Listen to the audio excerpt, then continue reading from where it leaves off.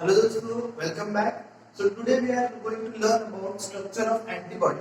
So last lecture में हमने देखा कि B lymphocyte and plasma cells मिलके antibodies का production करते हैं. So antibodies basically उनका nature है, उनका biochemical nature है glycoproteins. Basically they are glycoproteins, carbohydrate plus protein का combination. So protein molecule are more in the antibody structure. So antibody का इम्यूनोग्लोबुलिन भी कहा जाता है क्योंकि इम्यून सिस्टम के अंदर के प्रोटीन मॉलिक्यूल्स सो इम्यूनोग्लोबुलिन्स तो उनको शॉर्ट फॉर्म में आईजीएस बोला जाता है. सो प्रोटीन मॉलिक्यूल्स के अलग अलग डिफरेंट साइजेस के मिक्सचर से बना है एक एंटीबॉडी का स्ट्रक्चर. सो एंटीबॉडी के बारे में अगर और जानना हम लोग अगर बोलेंगे तो वो सिर्फ एंटीजन के एंट्री के बाद ही प्रोडक्शन उसका स्टार्ट होता है. एंटीजन अपने बॉडी के अंदर डिटेक्ट होने के बाद ही एंटीबॉडीज का प्रोडक्शन होता है वहां पे. सो एंटीबॉडीज को अगर उनका प्रोडक्शन रेट को अगर हम लोग देखेंगे तो एक अमेजिंग फैक्ट हमें दिखता है कि 2000 पर सेकेंड इतना उनका फास्ट प्रोडक्शन होता है बॉडी के अंदर. सो तुरंत अपने बॉडी के अंदर एंटीबॉडीज का लेवल बढ़ जाता है जैसे ही एंटीजन का डिटेक्शन होता है.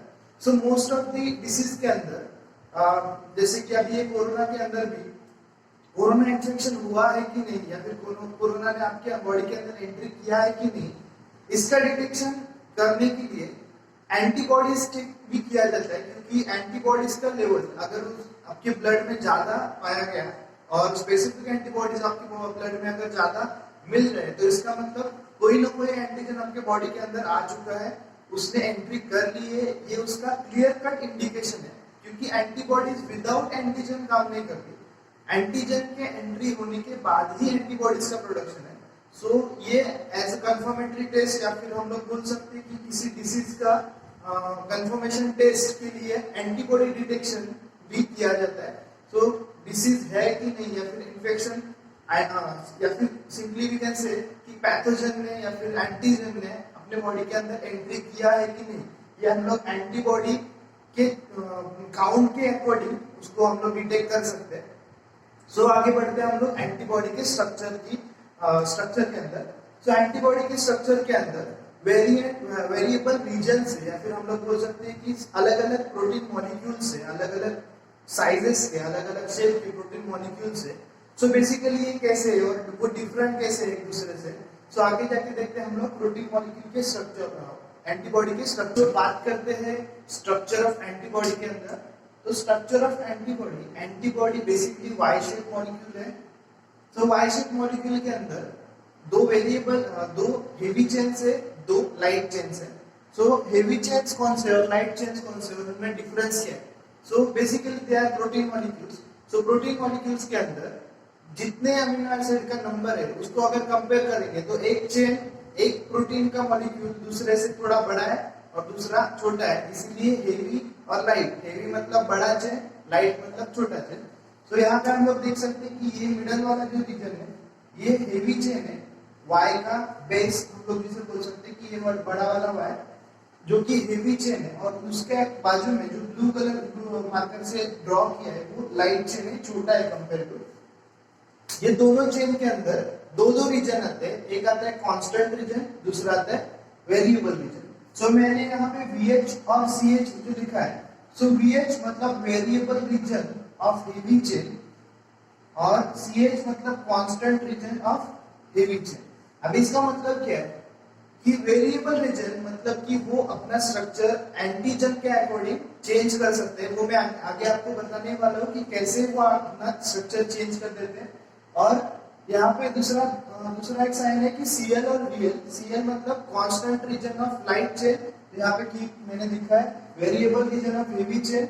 ये मिडल वाला ये वाला section variable region of heavy chain, ये और ये भी variable region of heavy chain.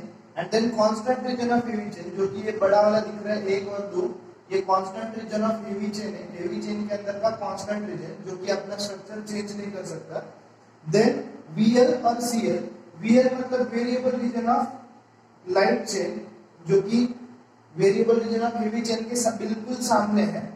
ये और ये यहाँ पे variable region of light chain जो कि खुद अपना स्ट्रक्चर चेंज कर सकता है, और उसके नीचे है constant region of light chain, दो रीजन हमें दिख रहे हैं।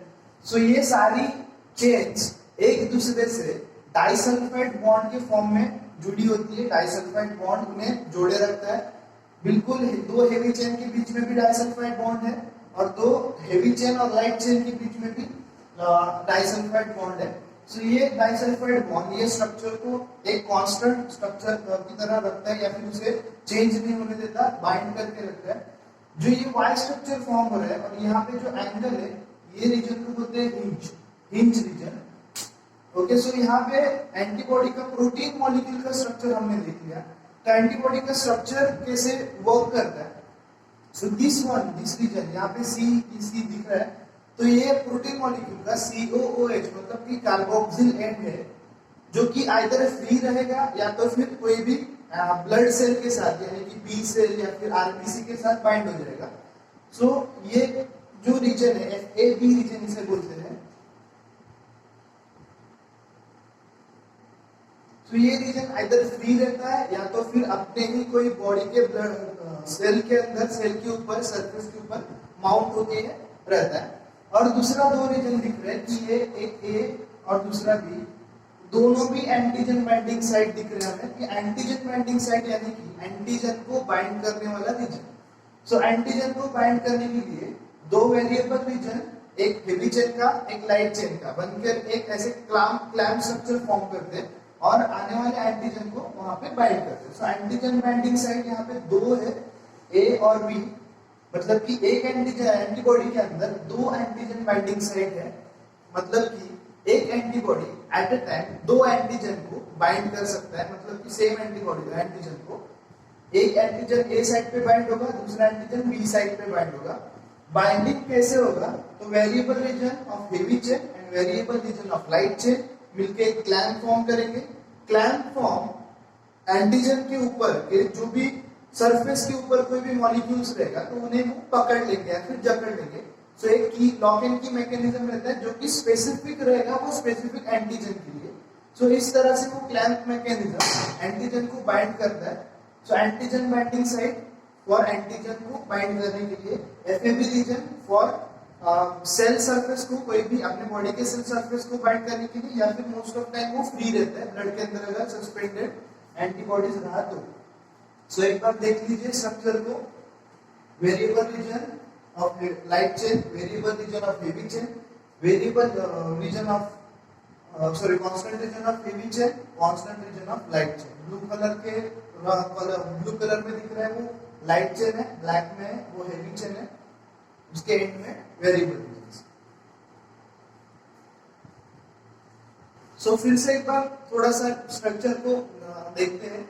तो एंटीबॉडी का स्ट्रक्चर वाई शेप स्ट्रक्चर है, जैसे कि हमें दिख रहा है वाई शेप स्ट्रक्चर, जिसके अंदर दो हेवी चेन दो लाइट चेन है।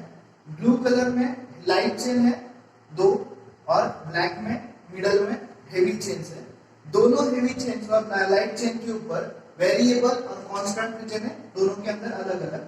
सो VL indicates variable region of light chain, CL indicates constant region of light chain, VH indicates variable region of heavy chain, and CH indicates constant region of heavy chain. So end के ऊपर variable regions है और middle में constant regions है बड़े वाले। Variable regions are antigen binding sites. Constant region free रहेगा या तो फिर कोई भी ब्लड के सेल्स के ऊपर अटैच रहेगा। एंटीजन बाइंडिंग साइट जैसे कि दिख रहा है दो है एक एंटीबॉडी के ऊपर। एंटायर स्ट्रक्चर को बाउंड करके रखने के लिए वहां पे डाइसल्फाइड स्ट्रक्चर दिख रहा है। डाइसल्फाइड स्ट्रक्चर, डाइसल्फाइड बॉन्ड वो दोनों हेवी चेन और लाइट चेन को बाइंड करके रखते हैं। जो वाई स्ट्रक्चर फॉर्म हुआ है जिसका जो एंगल है उसे हिंज रीजन बोलते हैं। उसके बाद में एंटीजन बाइंडिंग साइट को, क्योंकि वो वेरिएबल है इसलिए उसे पैराटोम भी बोला जाता है, वो स्पेसिफिक एंटीजन के लिए बना है इसीलिए उसको नेक्स्ट टॉपिक है formation of antigen antibody complex. इस टॉपिक में ये इसी के अंदर हमें एंटीजन एंटीबॉडी का बाइंडिंग कैसे होता है, मतलब कि एंटीबॉडीज के अंदर वेरिएबल रीजन्स का यूज कैसे होता है, या फिर वो क्यों स्पेसिफिक होते हैं एंटीजन के लिए, इसके बारे में जानेंगे। So and first of all मैं ये एंटीबॉडी का स्ट्रक्चर है, एंटीबॉडी के स्ट्रक्चर के वेरिएबल रीजन को जूम करके यहाँ पे दिखा रहा हूँ। This particular region is working here, या फिर इसे हम लोग वर्किंग कंडीशन में देख रहे हैं। सो एंटीजन एंटीबॉडी कॉम्प्लेक्स के अंदर एक हेवी चेन का वेरिएबल रीजन और दूसरा लाइट चेन का वेरिएबल रीजन, ऐसे दोनों चेन्स के वेरिएबल रीजन्स ही यूज होते हैं, variable region of heavy chain, variable region of light chain. So जैसे कि मैंने बोला था, ये वेरिएबल रीजन्स को पैराटोप बोला जाता है क्योंकि वो स्पेसिफिक है एंटीजन के लिए। और एंटीजन मॉलिक्यूल्स के ऊपर, सरफेस के ऊपर कोई स्पेसिफिक उनके स्पेसिफिक आइडेंटिटी होगी, मॉलिक्यूल होंगे, उसे बोला जाता है इपिटोप्स। तो बाइंडिंग पैराटोप और इपिटोप के बीच में होता है, मतलब कि वेरिएबल रीजन और इपिटोप के बीच में। सो इपिटोप एक ऐसा मॉलिक्यूल होता है जो वो एंटीजन का आइडेंटिटी होता है, या फिर वो एंटीजन का स्पेसिफिक मॉलिक्यूल होता है जो कि दूसरे कोई भी एंटीजन के अंदर प्रेजेंट नहीं है। सो एंटीजन का इपिटोप का स्ट्रक्चर का की मॉडल, मतलब ये स्ट्रक्चर को बाइंड करने के लिए इसके अंदर में एंटीजन एंटीबॉडी के अंदर लॉक एंड की मॉडल फॉर्म हो जाता है, या फिर लॉक एंड की मॉडल के लिए ऐसे स्ट्रक्चर फॉर्म हो जाते हैं जो कि बाइंडिंग के लिए बने होते हैं एंटीजन।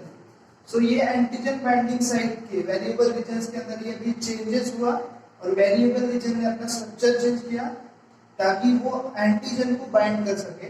सो ये स्ट्रक्चर इपिटोप को बाइंड करने के लिए, सो ये होता है एंटीजन एंटीबॉडी कॉम्प्लेक्स, मतलब वेरिएबल रीजन के पैराटोप और एंटीजन के इपिटोप के बीच का अंदर का बाइंडिंग, और इसे बोलते हैं, ये कॉम्प्लेक्स स्ट्रक्चर को बोलते हैं एंटीजन एंटीबॉडी कॉम्प्लेक्स।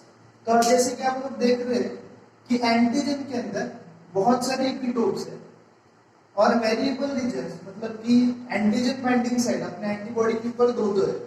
तो ऐसे हर एक एंटीबॉडी, अलग अलग एंटीबॉडी हर एक इपिटोप को या फिर एंटायर एंटीजन को बाउंड करके घेर लेती है, या फिर एंटायर एंटीजन को कवर कर देती है उनके इपिटोप्स को बाइंड करके, और वो एक सिग्नलिंग मॉलिक्यूल की तरह पे वर्क करते हैं दूसरे सेल्स को, दूसरे इम्यून सेल्स को बुलाने के लिए, इम्यून सेल को इंडिकेट करने के लिए कि आपने एंटीजन को डिटेक्ट किया और उसको बाइंड किया। तो ऐसे करके एंटीजन एंटीबॉडी कॉम्प्लेक्स फॉर्म हो जाता है, हर एक इपिटोप उसका कवर हो जाता है by the antigen antibody complex. हर एक इपिटोप को एंटीबॉडी का वेरिएबल रीजन बाउंड कर देता है, आइदर सेम एंटीबॉडी का वेरिएबल रीजन दो एपिटोप को बाउंड करेगा, या फिर अलग अलग एंटीबॉडीज अलग अलग एपिटोप को बाउंड करेंगे। सो ये बाइंडिंग होता है एंटीजन एंटीबॉडी के अंदर एपिटोप्स का, वेरिएबल रीजन्स का, जिसे हम लोग पैराटोप भी बोलते हैं, पैराटोप एपिटोप। जैसे कि मैंने तीन स्ट्रक्चर, वेरिएबल रीजन के तीन स्ट्रक्चर बनाए हैं, ए, बी और सी। तो आप भी बता सकते हैं कि ए, बी और सी जो एंटीजन बाइंडिंग साइट है उसमें से कौन सा रीजन एंटीजन के लिए बना है। तो हम लोग देख सकते हैं कि ए वाला रीजन परफेक्टली एंटीजन के एपिटोप्स के लिए ही बना है, वो लॉक एंड की स्ट्रक्चर फॉर्म कर सकता है, वहां पे बाइंडिंग हो सकता है, मगर बी और सी वहां पे बाइंडिंग नहीं कर सकते। सो इसी तरह से कुछ एंटीजन और एंटीजन एंटीबॉडी का बाइंडिंग या फिर एंटीजन एंटीबॉडी कॉम्प्लेक्स, ये एक स्पेसिफिक रिएक्शन होता है जो कि स्पेसिफिक एंटीजन के लिए ही बना है। सो एंटीजन का एपिटोप जो कि उसका आइडेंटिटी है और वेरिएबल रीजन जो उसके लिए ही बना है। सो इसलिए एंटीबॉडीज को स्पेसिफिक कहा जाता है एंटीजन के लिए। सो जैसा एंटीजन का एपिटोप होगा उसी तरह से एंटीबॉडीज के ऊपर का वेरिएबल रीजन के अंदर चेंजेस होंगे, और वो एंटीबॉडी सिर्फ और सिर्फ वही एंटीजन को बाइंड करेगी। जैसे कि ये रिएक्शन में हमें दिख रहा है कि ये ए एंटीजन एंटीबॉडी एंटीजन के लिए कंपेटिबल है, या फिर यही ए एंटीबॉडी एंटीजन को बाइंड कर सकती है, बाकी बी और सी एंटीबॉडीज बाउंड नहीं कर सकती क्योंकि उनके अंदर वो रीजन, वेरिएबल रीजन के अंदर स्ट्रक्चर नहीं है। सो एंटीबॉडी स्पेसिफिक होती है एंटीजन के लिए, बस यही उसके पीछे का मेन मोटो है, या फिर उसके पीछे का मेन रिएक्शन का स्पेसिफिकेशन, उसका मेन कैरेक्टरिस्टिक्स है। इसीलिए एंटीबॉडीज हर एक डिसीज के लिए, हर एक इन्फेक्शन के लिए उसके पॉजिटिव एजेंट के लिए स्पेसिफिक होता है। यही बेस होता है उसके डिटेक्शन का, कि किस टाइप का एंटीबॉडी अपने ब्लड के अंदर फाउंड हो रहा है, उसके अकॉर्डिंग कौन सा डिसीज है या फिर कौन सा एंटीजन अपने अंदर आया है वो हम लोग पता। हम बात करेंगे अभी एंटीजेंस ऑन ब्लड सेल्स के बारे में। अपने ब्लड सेल्स के ऊपर कौन से एंटीजेंस होते हैं या फिर इसे हम लोग बोलते हैं कि सेल्फ एंटीजन, वो अपने बॉडी के अंदर नॉर्मली प्रेजेंट रहते हैं ब्लड सेल्स के ऊपर, जो कि अपना आइडेंटिटी बन के रिप्रेजेंट होते हैं। सो हमने ये सुना भी होगा blood grouping system A B O. So ये अपना ब्लड ग्रुपिंग सिस्टम किस बेस के ऊपर, कौन से क्राइटेरिया के ऊपर बेस्ड है, सो ये हम लोग एक देखेंगे एंटीजन ऑन ब्लड सेल्स ये टॉपिक के अंदर। सो अपने ब्लड सेल्स के ऊपर एलबीसीज के ऊपर मेनली एंटीजन प्रेजेंट रहते हैं। वो एंटीजन है ए एंटीजन और बी एंटीजन। सो इनके प्रेजेंस और एब्सेंस से ए और बी एंटीजन के प्रेजेंस और एब्सेंस के ऊपर entire blood grouping system depend है। यानी कि अगर अपने बॉडी के अंदर ए एंटीजन प्रेजेंट है तो अपना ब्लड ग्रुप हुआ ए। अगर अपने बॉडी के अंदर बी एंटीजन प्रेजेंट है ब्लड सेल्स के ऊपर तो अपना ब्लड ग्रुप हुआ बी। अगर अपने ब्लड सेल्स के ऊपर दोनों बी यानी कि ए और बी दोनों भी एंटीजन प्रेजेंट है तो अपना ब्लड ग्रुप हुआ ए बी। और अगर दोनों में से कोई भी एंटीजन अपने ब्लड सेल्स के ऊपर प्रेजेंट नहीं है तो होता है ओ ब्लड ग्रुप। इतना ही नहीं है, उसके आगे भी थोड़ा क्राइटेरिया है। सो ए बी आपने सुना होगा कि ब्लड ग्रुप मतलब ब्लड ट्रांसफ्यूज करते हुए मतलब ट्रांसफर करते हुए ब्लड का जो भी शेयरिंग होता है या फिर किसी के अंदर ब्लड चेकिंग या फिर उसको डोनेट करना होता है तो फर्स्ट उन्हें चेक करते हैं ब्लड ग्रुप। तो ये क्यों चेक करते हैं, इसके पीछे रीजन क्या है? अगर नहीं चेक किया साइमल्टेनियस किसी के अंदर भी कोई भी ब्लड डाल दिया तो क्या रिएक्शन होगा? सो ये एंटीजन जैसे प्रेजेंट होते हैं ब्लड सेल्स के ऊपर, उसी तरह से प्लाज्मा के अंदर ब्लड के प्लाज्मा के अंदर इसका अपोजिट या फिर एंटीबॉडीज प्रेजेंट होते हैं। सो ये एंटीबॉडीज कौन से? तो समझो अपने ब्लड के अंदर ए एंटीजन है तो उस ब्लड में एंटीबॉडी बी प्रेजेंट होगा।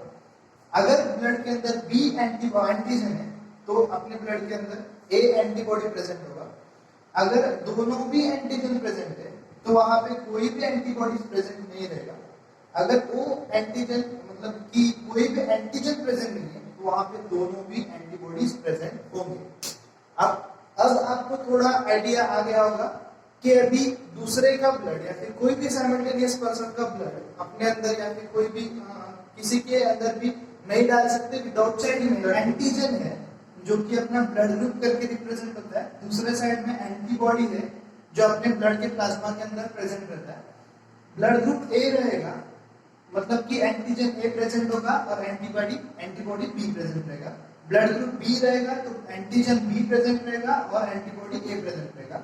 अभी सपोज पेशेंट है ब्लड ग्रुप ए वाला और उसके अंदर हम लोग डालेंगे ब्लड ग्रुप बी का ब्लड, तो बी का ब्लड के अंदर प्रेजेंट है एंटीजन बी और एंटीबॉडी ए। फिलहाल हम लोग एंटीबॉडी के बारे में नहीं सोचते, हम लोग डाल रहे हैं पेशेंट ए ब्लड ग्रुप वाले के अंदर ब्लड ग्रुप बी। सो अगर मैं ये B blood group A blood group वाले पेशेंट के अंदर डालता हूं ब्लड तो एंटीबॉडी बी और एंटीजन बी इनका बाइंडिंग होगा, एंटीजन एंटीबॉडी कॉम्प्लेक्स फॉर्म करेगा और वो ब्लड उस पेशेंट के लिए एज अ बाहर का एंटीजन या फिर बाहर का मॉलिक्यूल करके रिप्रेजेंट होगा और उसकी immune system blood group B के अगेंस्ट एंटीबॉडीज का प्रोडक्शन बढ़ा देगी, जिसके कारण जो भी ब्लड पेशेंट के अंदर हमने डाला वो कंप्लीटली वहां पे कुछ वर्थलेस रहेगा या फिर उसका कुछ यूज ही नहीं होगा, क्योंकि उसकी इम्यून सिस्टम वो ब्लड ग्रुप के अगेंस्ट एंटीबॉडी बना रही है। क्लॉटिंग फॉर्मेशन होगा, एंटीजन एंटीबॉडी कॉम्प्लेक्स फॉर्मेशन होगा और वो ब्लड जितना भी बॉडी के अंदर स्प्रेड हुआ है या फिर जहां भी स्प्रेड हुआ है तो वहां पे क्लॉट फॉर्मेशन होगा और वो पेशेंट का नर्व्स के अंदर या फिर उसके वेन्स के अंदर आर्टरीज के अंदर क्लॉटिंग होगा, जिससे कि और सीवियरिटी बढ़ सकता है। सो ये होता है एंटीजन एंटीबॉडी कॉम्प्लेक्स या फिर विदाउट ब्लड ग्रुप टेस्टिंग अगर ब्लड ट्रांसफ्यूजन करते हैं तो उसका ये साइड इफेक्ट होता है। सेम केसेस में blood group A B O same condition, A B blood group के अंदर एंटीजन दोनों भी प्रेजेंट है ए और बी, एंटीबॉडी कोई भी प्रेजेंट है, बट अगर ये ए बी ब्लड ग्रुप मैं ए के अंदर मतलब पेशेंट को देता हूँ ए ब्लड ग्रुप वाले, तो ए तो एंटीजन उसके लिए चल जाएगा क्योंकि एंटीजन ए उसके अंदर ऑलरेडी प्रेजेंट है, लेकिन उसके साथ बी एंटीजन भी प्रेजेंट होने के कारण ये बी एंटीबॉडी ये बी एंटीजन के अगेंस्ट काम करेगा और अगेन ब्लड ट्रांसफ्यूजन फेल हो जाएगा। लेकिन O antigen A O blood group वाला ब्लड अगर हम लोग पेशेंट ए यानी कि ए ब्लड ग्रुप वाले पेशेंट के अंदर डालते हैं तो रिएक्ट करने के लिए एंटीजन ही नहीं है, सो रिएक्ट करने के लिए एंटीजन नहीं है, इसीलिए ये रिएक्शन होगा ही नहीं और ये ब्लड डायरेक्टली एक्सेप्ट होगा पेशेंट के अंदर।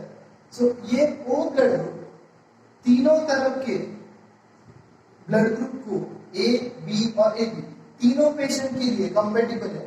सो ओ ब्लड ग्रुप कोई भी पेशेंट को ए बी या ए बी तीनों पेशेंट को ब्लड डोनेट कर सकता है, इसलिए बोला जाता है O is a universal donor.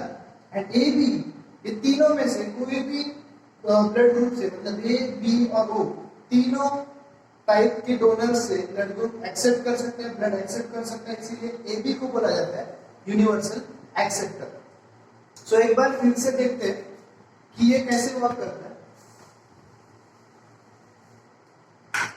सो यहाँ पे मैंने पेशेंट रखा है ब्लड ग्रुप ए का। सो ए ब्लड ग्रुप वाले पेशेंट के अंदर हमें ब्लड डालना है, ब्लड ट्रांसफर करना है। सो अभी कौन से ब्लड ग्रुप से मतलब बी ए बी और ओ तीनों में से किसका ब्लड उसके अंदर सक्सेसफुली ट्रांसफर होगा वो हमें देखना है। So first of all patient के अंदर क्या है, पेशेंट के अंदर एंटीजन ए है क्योंकि उसका ब्लड ग्रुप ए और एंटीबॉडी बी प्रेजेंट है उसके प्लाज्मा के अंदर। अभी इसके कंपेटिबल ब्लड हमें ये तीनों में से ढूंढना है। सो अगर हम लोग बी ब्लड ग्रुप की बात करेंगे तो उसके अंदर एंटीजन बी प्रेजेंट है और एंटीबॉडी ए प्रेजेंट है। ए बी ब्लड ग्रुप के अंदर एंटीजन ए बी दोनों भी प्रेजेंट है और एंटीबॉडी कोई भी प्रेजेंट नहीं है। ओ ब्लड ग्रुप के अंदर एंटीजन कोई भी प्रेजेंट नहीं है लेकिन एंटीबॉडीज दोनों भी प्रेजेंट है। अभी ए पेशेंट के लिए समझो एंटीबॉडीज को फिलहाल थोड़ा बाजू में रख देते हैं क्योंकि वो इम्यून रिस्पॉन्स तभी एंटीबॉडीज क्रिएट होंगे जब भी एंटीजन डिटेक्ट होगा या फिर एंटीजन बाहर का आया है ऐसे सिग्नल मिलने के बाद ही एंटीबॉडीज का प्रोडक्शन होगा। पेशेंट के अंदर एंटीबॉडीज भी प्रेजेंट है, एंटीजन दो ये तीन ब्लड ग्रुप अपने पास है, तो कौन सक्सेसफुली ट्रांसफर कर पाएगा अपना ब्लड। सो ब्लड ग्रुप ए वाले पर्सन के अंदर बी ब्लड ग्रुप का अगर ब्लड डालता हूं तो इसके अंदर बी एंटीजन है और यहाँ पे बी एंटीबॉडी प्रेजेंट है, same antigen antibody complex form करेगा, ब्लड ट्रांसफर फेल हो जाएगा। सेम फॉर ए बी, ए तो चल जाएगा लेकिन उसके साथ एंटीजन बी भी प्रेजेंट है, सो बी और ये एंटीबॉडी बी उसके अगेंस्ट रिएक्शन होगा, ये भी फेल हो जाएगा। ओ का ब्लड ग्रुप उसके अंदर कोई भी एंटीजन नहीं है, रिएक्शन होने के लिए एंटीजन एंटीबॉडी कॉम्प्लेक्स फॉर्म होने के लिए कोई भी एंटीजन प्रेजेंट नहीं है, सो ये सक्सेसफुली ब्लड दे पाएगा। सो अगर देखा जाए तो ओ ए बी और ए बी तीनों टाइप के पेशेंट को ब्लड डोनेट कर सकता है, इसीलिए ओ को बोला जाता है यूनिवर्सल डोनर। और ए बी की अगर बात करेंगे तो ये तीनों में से कोई भी टाइप के ब्लड को एक्सेप्ट कर सकता है क्योंकि उसके अंदर कोई भी एंटीबॉडी प्रेजेंट नहीं रहता। सो इसीलिए ए बी को यूनिवर्सल एक्सेप्टर कहा जाता है, O universal donor, A B universal acceptor. सिर्फ देखना है कि अगेंस्ट एंटीबॉडी कौन सी है और वो एंटीजन प्रेजेंट है नहीं। सो जैसे कि आपने देखा ए बी ब्लड ग्रुपिंग, लेकिन हम लोग ब्लड ग्रुप बोलते टाइम पे सिर्फ ए बी या ओ ऐसे ही नहीं बोलते, तो उसके साथ साथ कुछ पॉजिटिव या नेगेटिव दोनों में से कोई तो एक साइन भी जोड़ते हैं आज आगे। सो ये साइन का इंडिकेशन क्या है, पॉजिटिव और नेगेटिव। सो जैसे कि मैंने यहाँ पे लिख रहा हूँ कि ए पॉजिटिव, बी पॉजिटिव, बी तो ठीक है एंटीजन रिप्रेजेंट कर रहा है एंटीजन ए और बी को, लेकिन ये पॉजिटिव या फिर पॉजिटिव नेगेटिव क्या है, तो ये भी एक एंटीजन का डिटेक्शन है, ये भी एक एंटीजन का टाइप है जो कि ब्लड सेल के ऊपर प्रेजेंट रहता है, जिसे बोलते हैं RH एंटीजन। सो RH एंटीजन AB की तरह ही एंटीजन ही है जो कि ब्लड सेल के ऊपर नॉर्मली प्रेजेंट रहता है. सो RH एंटीजन के प्रेजेंस और एब्सेंस के अकॉर्डिंग पॉजिटिव यानी निगेटिव रिस्पेक्टिवली कहा जाता है. मतलब अगर RH एंटीजन ब्लड सेल्स के ऊपर प्रेजेंट होगा तो वो blood group positive blood group करके बोला जाता है, और अगर नहीं होगा तो वो blood group negative blood group करके इंडिकेट किया जाता है. सो ये भी देखा जाता है, बहुत ही इंपॉर्टेंट है. अगेन AB ब्लड ग्रुपिंग के साथ AB एंटीजन के साथ RH को भी उतना ही प्रायोरिटी दिया जाता है, क्योंकि अगर RH फैक्टर प्लस माइनस हुआ या फिर RH फैक्टर अपोजिट हुआ तो वहां पे ब्लड ट्रांसफ्यूजन फेल होता है.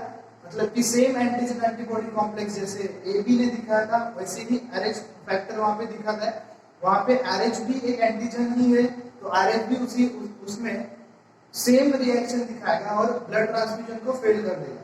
यानी कि अगर RH अगर चेक नहीं किया A पॉजिटिव का ब्लड अगर A निगेटिव के अंदर डाल दिया तो वो अगेन ब्लड ट्रांसफर फेल हो जाएगा, क्योंकि वहां RH फैक्टर निगेटिव है, अपोजिट है. सो ब्लड ग्रुपिंग के टाइम पे RH फैक्टर भी डिटेक्ट किया जाता है. तो अभी ब्लड ग्रुप कैसे डिटेक्ट करते हैं, तो एक स्लाइड रहता है. अभी हम लोग अगर आपने कभी पैथोलॉजी लैब में एंट्री किया होगा और आपका ब्लड टेस्टिंग किया होगा तो आपको पता चलेगा कि वो एक लिक्विड के 2-3 ड्रॉप्स डालते हैं. एक्चुअली वो एक लिक्विड नहीं रहता, वो 3 टाइप के लिक्विड रहते हैं. और तीसरा ड्रॉप डिस्टिल वाटर यानी कि पानी का रहता है, क्लियर पानी, ओनली H2O, उसके साथ कोई भी दूसरा मिनरल या फिर सॉल्ट नहीं रहेगा, डिस्टिल वाटर आपको पता है. सो यहाँ पे एक तो हमने देखा एंटीजन A के लिए, एंटीजन B के लिए और तीसरा RH फैक्टर के लिए. सो ये जो सॉल्यूशन रहते हैं उन्हें स्पेसिफिक नाम है. A एंटीजन के लिए एंटीसेरा A लेता है, antisera B for antigen B, antisera D for RH factor. So antisera करके यहाँ पे सॉल्यूशन रहते हैं जो कि ब्लड ग्रुपिंग के अंदर यूज होता है. अभी आप बोलोगे कि ये पानी का क्यों है, वॉश करने के लिए थोड़ी नहीं, वॉश करने के लिए पानी का ड्रॉप नहीं है, बल्कि ब्लड के अंदर ही ऐसा कुछ फैक्टर तो प्रेजेंट नहीं है कि जो खुद क्लॉटिंग फॉर्म कर रहा है. इसे देखने के लिए ये पानी के अंदर भी ब्लड का एक ड्रॉप डाल के देखते हैं कि सेल्फ क्लॉटिंग तो नहीं हो रहा है या फिर कुछ ब्लड के अंदर ही ऐसा कुछ फैक्टर नहीं है जो क्लॉटिंग फॉर्मेशन कर रहा है. क्योंकि अभी ये थोड़ा सा आगे देख ही लेते हैं कि ये वर्क कैसे करता है. Blood group detection, blood group test के बारे में हम लोग देख रहे हैं. सो एक स्लाइड रहेगी जिसके ऊपर 3 सॉल्यूशन, जिसे हमने नाम दिया था या जिसे हम बोलते हैं एंटीसेरा, और एक डिस्टिल वाटर का ड्रॉप. यह है antisera A, antisera B, antisera D और यह है distil water DW. Okay, so antisera A के अंदर एंटीबॉडीज रहेंगे A के अगेंस्ट, एंटीसेरा B के अंदर एंटीबॉडीज रहेंगे B के अगेंस्ट, एंटीसेरा D के अंदर एंटीबॉडीज रहेंगे RH के अगेंस्ट. अभी ब्लड ग्रुप डिटेक्शन के टाइम पे ब्लड ग्रुप कैसे डिटेक्ट होता है. अभी हमने देखा कि A एंटीजन प्रेजेंट रहेगा तो blood group A, B antigen present रहेगा तो ब्लड ग्रुप B. यानी कि एंटीजन कौन सा प्रेजेंट है उसके अकॉर्डिंग वहां पे ब्लड ग्रुपिंग हम लोग डिटेक्ट कर रहे हैं. अभी A ब्लड ग्रुप का ब्लड अगर मैं इसमें डाल दूं तो वो एंटीबॉडी A के साथ रिएक्ट करेगा, उसके अंदर ऐसे क्लॉट फॉर्मेशन दिखा है. क्लॉट फॉर्मेशन यानी कि antigen antibody complex clot formation दिखा है. उसके अंदर B एंटीजन नहीं है उसी, इसलिए वो सॉल्यूशन क्लियर रहेगा. तीनों ड्रॉप्स के अंदर, चारों ड्रॉप्स के अंदर वो ब्लड के एक ड्रॉप डाल देते हैं और उन्हें मिक्स करते हैं प्रॉपर्ली. सो अगर A एंटीजन होगा तो वो A एंटीबॉडी के साथ रिएक्ट करेगा, और यहाँ पे B एंटीजन नहीं है इसीलिए वहां पे क्लियर सॉल्यूशन दिखाई देगा. RH फैक्टर वहां पे प्रेजेंट होगा तो वहां पे क्लॉटिंग दिखाई देगा, नहीं होगा तो वहां पे क्लॉटिंग नहीं दिखाई देगा. डिस्टिल वाटर के अंदर कोई भी क्लॉटिंग नहीं दिखना चाहिए क्योंकि वहां ब्लड के अंदर कोई डिस्टिल वाटर के अंदर रिएक्ट करने वाला एंटीबॉडी प्रेजेंट नहीं है. तो ये इंडिकेशन है ब्लड ग्रुप A का, क्योंकि इसके अंदर A के अंदर क्लॉटिंग दिख रहा है, बाकी कोई भी सॉल्यूशन के अंदर क्लॉटिंग नहीं दिख रहा. ए ब्लड ग्रुप के साथ RH फैक्टर अगर देखेंगे तो वो निगेटिव है, तो वो ब्लड ग्रुप बताएंगे ए निगेटिव। अगर बी के अंदर भी सेम क्लॉटिंग हमें दिख रहा है तो वो ब्लड ग्रुप हुआ ए बी निगेटिव। अगर वहां पे क्लॉटिंग RH के अंदर भी दिखा तो वो ब्लड ग्रुप हुआ ए बी पॉजिटिव। अगर इसके ये दोनों एंटीजन के अंदर क्लॉटिंग नहीं है, सिर्फ RH के अंदर क्लॉटिंग है, इसका मतलब कि ए और बी दोनों भी एंटीजन नहीं है, यानी कि ब्लड ग्रुप हुआ O और ये RH फैक्टर पॉजिटिव। तीनों के अंदर अगर कोई भी क्लॉटिंग नहीं दिख रहा, इसका मतलब है एंटीजन ए भी नहीं है, एंटीजन बी भी नहीं है, RH फैक्टर भी नहीं है, मतलब सुल्तान वाला blood group O blood group O दीदी इनका ब्लड ग्रुप O निगेटिव है। ओ नेगेटिव चढ़ता है पूरे एशिया में 1% लोगों का ब्लड ग्रुप होता है ओ नेगेटिव। मतलब तुम्हारा ब्लड ग्रुप बहुत रेयर है, आसानी से ना मिले। मैडम मैं बंदा ही रेयर हूँ, टेस्ट कराने की क्या जरूरत थी, मुझसे पूछ लेती, मैं बता देता आपको। के अंदर एक इंटरेस्टिंग टॉपिक दिया गया है, छोटा सा एग्जांपल दिया गया है, इरिथ्रोब्लास्टोसिस फिटालिस। अभी ये क्या है, थोड़ा सा अजीब नाम है, इरिथ्रोब्लास्टोसिस फिटालिस। तो इसके अंदर एक मदर और चाइल्ड के अंदर का सर्कुलेटरी सिस्टम यानी कि ब्लड के अंदर के एंटीजेंस के बारे में डिस्कस किया है। सो एंटीजन है स्पेसिफिक RH एंटीजन। सो ये केस तब होता है जब मदर के ब्लड के अंदर RH निगेटिव यानी कि एंटीजन RH प्रेजेंट नहीं रहता और बाय चांस वहां पे फीटस के अंदर RH एंटीजन प्रेजेंट रहता है। तो अगर ये ब्लड ग्रुप दोनों, आपको पता ही होगा कि फीटस और मदर ये दोनों अपने ब्लड को, मतलब स्टार्टिंग की कंडीशन में फीटस को ब्लड एक मदर ही प्रोवाइड करती है प्लासेंटा के थ्रू। सो ये अगर वहां पे मिक्स होते हैं मदर का blood with RH negative blood group and foetus का blood with RH positive blood group, तो ये सीवियर हो सकता है और ये दोनों को हार्म कर सकता है, मदर और फीटस को। मोस्टली यहाँ पे फीटस को ज्यादा इफेक्ट होता है क्योंकि वहां पे number of cells, blood cells fetus के कम रहेंगे, इम्यूनिटी उसकी डाउन रहेगी, नेग्लिजिबल रहेगी। सो यहाँ पे फीटस की डेथ या फिर वहां पे फीटस मरने की चांसेस ज्यादा रहते हैं।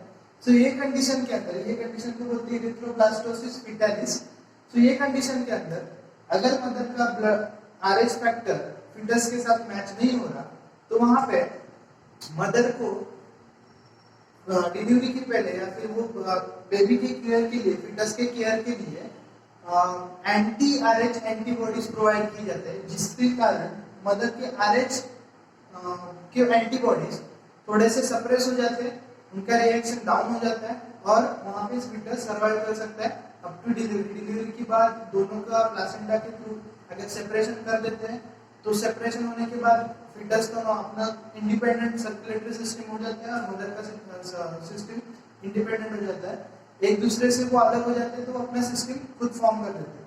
लेकिन जब भी फीटस मदर के वूम के अंदर प्रेजेंट होता है तो उसको बड़ा ये चांस होता है RH फैक्टर अपोजिट होने का, जिसे कहते हैं इरिथ्रोब्लास्टोसिस फिटालिस।